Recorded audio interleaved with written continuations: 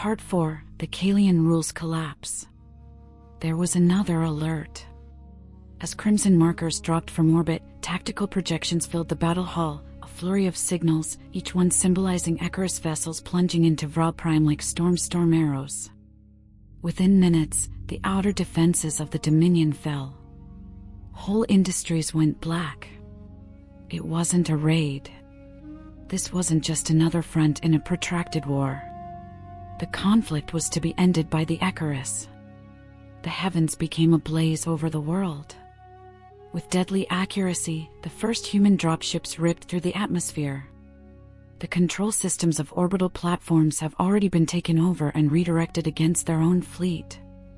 Now commanded by Icarus, the Dominion's defense arrays and satellites launched concerted attacks on their designers. The battleships of Kaelyon started to descend from orbit. Their own cities were showered with pieces of flaming hull. The surface exploded in panic. As they witnessed the fall of a kingdom they had thought would last forever, civilians flocked to the streets.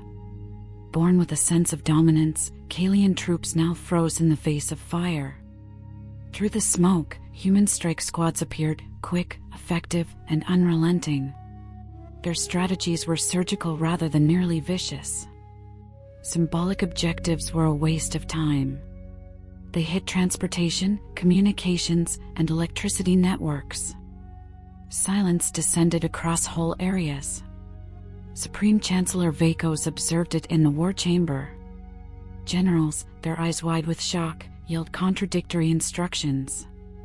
It made no difference. There was no loss for the Dominion. It was already defeated.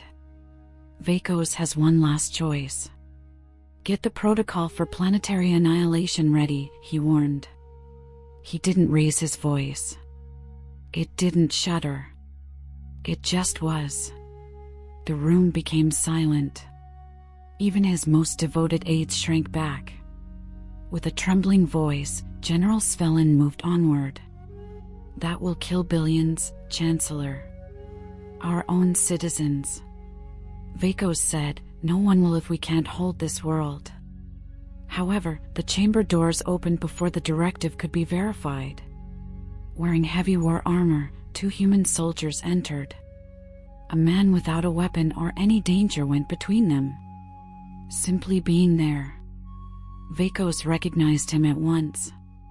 Not from recollection, but from the old, sealed documents. A face that should be erased. A survivor. An offspring of the exterminated race. A person. Calm and steady, the guy halted a few yards away.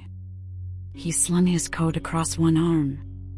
There was something worse in his eyes, not anger. Confidence. Vakos looked down for the first time throughout his rule. What would you like? He inquired. The person gave a little smile. Justice. Vral Prime stumbled outside. The capital of the Dominion fell in one night. Ash and ruin replaced what had stood for generations as a symbol of authority. There were no warships left. Orders had no purpose. Nobody stepped up to help. Negotiations did not end the conflict. There was stillness in the conclusion. The high command of the Dominion was absent at morning. Vakos. His ministers. His architects of war. Carried accomplished without spectacle. Without any speeches.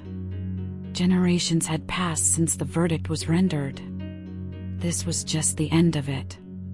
A new flag, the mark of the Icarus, rose above the broken skyline in place of the Kaelyon symbol. The identical transmission was sent to all the former Dominion worlds in the cosmos. In front of the camera stood a human leader. His face was inscrutable, and his armor was scarred. Dominion does not exist, he declared.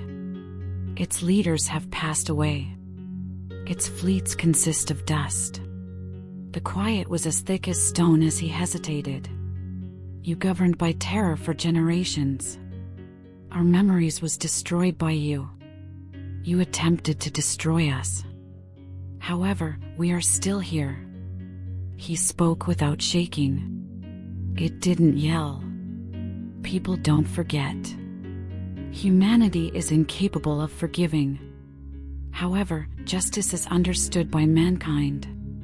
Footage of troops being apprehended and taken to detention areas played behind him. Not everyone was put to death. Those who disobeyed commands and did not take part in the genocide were spared. However, they would never again hold power. The commander went on, "We don't want to replace you. Our goal is not to establish an empire. We only return items that were taken." The twist then arrived, a parting note. It came from a voice that had been concealed up until now, not from a soldier. An elderly, veiled, but obviously Kaelyon person entered the screen. A former general. A traitor.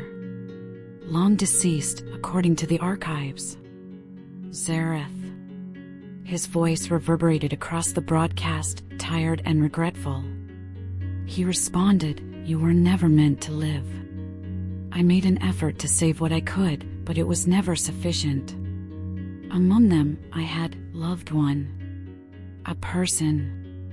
She was hidden from the purchase by me. She managed to get away while carrying life." As Kaelyon cities watched the message, gasps could be heard everywhere. She gave birth to a kid. She was joined by others. Survivors. They discovered abandoned laboratories. Stole our knowledge, cloning technology, and life extension. They also recalled. They grew in secret. They had a plan. And now, his voice broke. They return as witnesses rather than victims.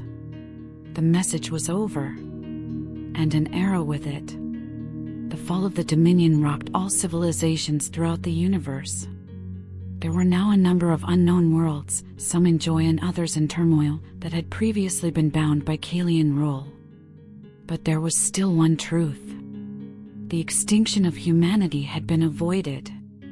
They had come back, but not to conquer. However, as a reminder to the cosmos, nothing is ever really buried. The Empire has fallen, but justice does not fade from memory. If this story touched you, please share the video to help spread the word. There are still entire galaxies to discover, so of course, ring the notification bell.